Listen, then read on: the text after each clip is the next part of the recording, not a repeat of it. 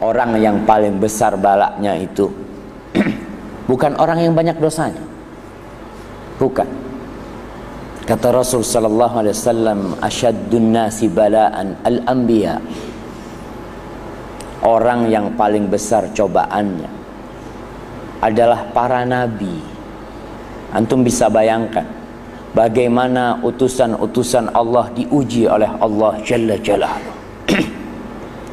Nabi kita Muhammad sallallahu alaihi wasallam, beliau sholat di Mekah di depan Ka'bah. Orang-orang kafir tuh habis nyembelih onta, dia taruh kotorannya, isi perutnya atau ari-arinya ditaruh di punggung Rasul sallallahu alaihi wasallam. Adakah di antara kita yang diuji seperti itu?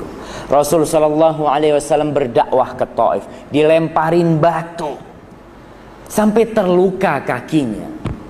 Antum melihat yang namanya Sumayyah. Bagaimana kondisi Sumayyah? Dia hanya demi menegakkan la ilaha illallah ditusuk kemaluannya oleh Abu Jahal sampai dia wafat, meninggal dunia. Antum ingat dengan Khabbab bin Arad. Khabbab bin Arad ini seorang budak yang masuk Islam, yang dia disiksa oleh majikannya, dibakar punggungnya. Dibakar punggung Khabbab bin Arad sampai dia itu tidak mati, api dari punggung tidak padam kecuali ketika kering punggungnya itu. Umar bin Khattab pernah bertanya ketika dia menjadi khalifah, Khabbab, seberapa besar siksaan yang kau dapat dari orang-orang kafir Quraisy? Khabbab bin Arad membuka punggungnya, menunjukkan kepada Umar bin Khattab. Kata Umar, aku tidak pernah melihat punggung seburuk punggungnya Khabbab bin Arad. Ketika menghadapi siksaan yang begitu beratnya, Khabbab bin Arad dan beberapa budak itu mendatangi Rasul sallallahu alaihi wasallam. Tatkala itu Nabi kita Muhammad sallallahu alaihi wasallam bernaung di bawah naungan Ka'bah. Khabbab datang mengatakan, "Ya Rasulullah, ala tastansir lana? Ala tad'u lana ya Rasulullah? Apa engkau tidak mau berdoa buat kita? Meminta pertolongan kepada Allah untuk kita." Kondisi umat Islam benar-benar sangat memprihatinkan. Khabbab meminta Rasul untuk berdoa. Apa kata Rasul sallallahu alaihi wasallam? Laqad kana fi man kana qablakum. Sesungguhnya orang-orang sebelum kalian itu, di antara mereka yang menegakkan agama Allah Subhanahu wa taala, ada sebagian di antara mereka yang digergaji kepalanya, ditanam di dalam bumi, fayunsharu, digergaji sampai kepalanya terbelah menjadi dua. Wa ma yaruddu dzalika an dinillah. Dan itu tidak membuat dia berpaling dari agama Allah Jalla Jalaluhu. Wa yumshatu bimishyatin min hadid. Dan sebagian di antara mereka itu disisir dengan sisir dari besi sehingga dagingnya terkelupas dari tulangnya. Wa ma yaruddu dzalika an dinih. Dan itu tidak membuat mereka berpaling dari agama Allah Jalla Jalaluhu. Wa la yutimmanna Allah hadzal amr. Allah akan menyempurnakan agama ini hatta yasirar raqib min Son'a ila Hadramut.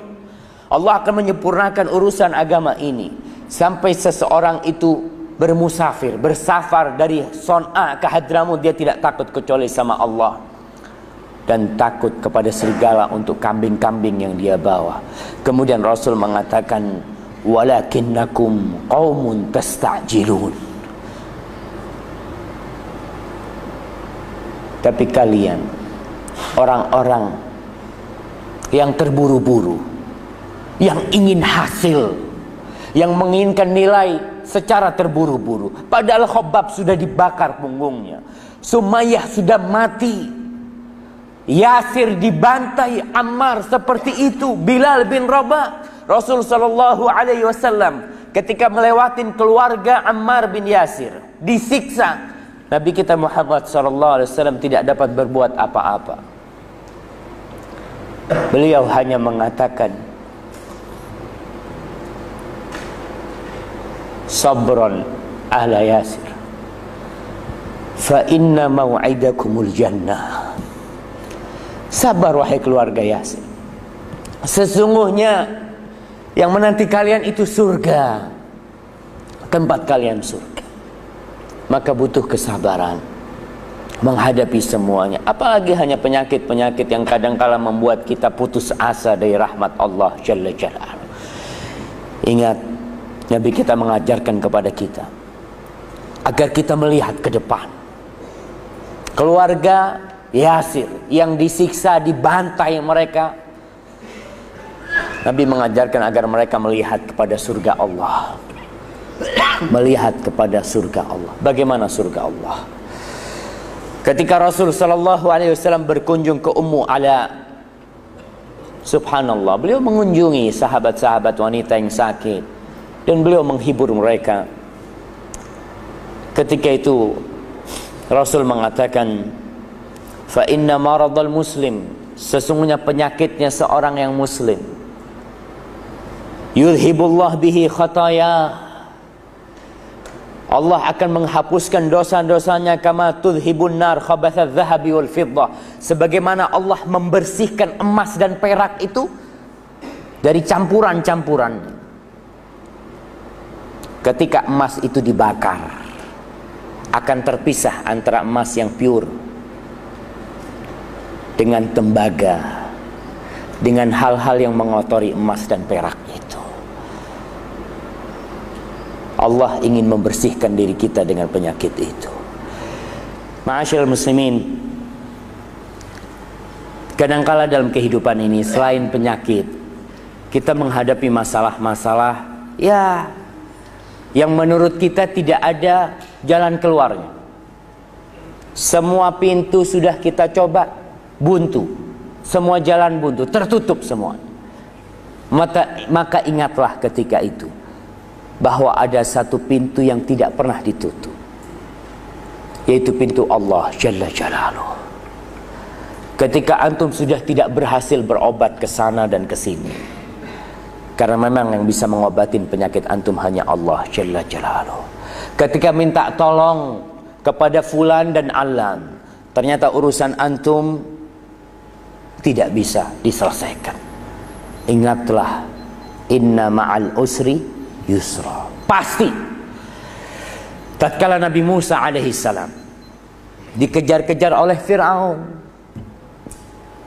bersama bala tentaranya, yang bala tentara Fir'aun dengan persenjataan yang lengkap, sehingga mereka itu sampai ke pantai, ke laut. Kaumnya Nabi Musa mengatakan, inna lamudrakun, sudah kita pasti dibantai dihantam sama tentaranya Fir'aun. Ini contoh-contoh manusia yang tidak berhusnudzon kepada Allah Jalla Jalaluhu. Allah berfirman dalam hadis qudsi, ana inda dhanni abdi bi, aku sesuai dengan prasangka hambaku kepadaku. Aku sesuai dengan prasangka hambaku kepadaku. Ketika kita berhusnudzon kepada Allah, kita yakin Allah akan membantu kita, Allah akan bantu. Tapi tatkala kita sudah bersuudzon, ya sudah, nggak mungkin Allah bantuin aku, Allah pun tidak akan menurunkan bantuannya. Kaumnya Nabi Musa mengatakan inna lamudrakun, dia bersuudzon kepada Allah Jalla Jalaluhu. Tapi Nabi Musa menepis suudzon mereka dengan mengatakan, kalla inna ma'iya rabbi sayahdin. Tidak benar yang kalian katakan. Sesungguhnya Rabbku bersamaku dan dia akan memberikan petunjuk kepadaku. Dan betul, tatkala sudah tampak, falamma tara al-jam'an qala ashabu Musa inna lamudrakun kalla qala kalla inna ma'iya rabbi sayahdin. Dan apa yang terjadi setelah itu? Ketika kita yakin dengan pertolongan Allah, selesai urusannya. Laut menjadi terbelah dan Nabi Musa berjalan dengan aman di lautan itu, menyeberang. Ketika Fir'aun ingin mengejar Musa dan kaumnya melalui jalan-jalan dan lorong-lorong di laut itu hanya keselamatan untuk Nabi Musa alaihissalam.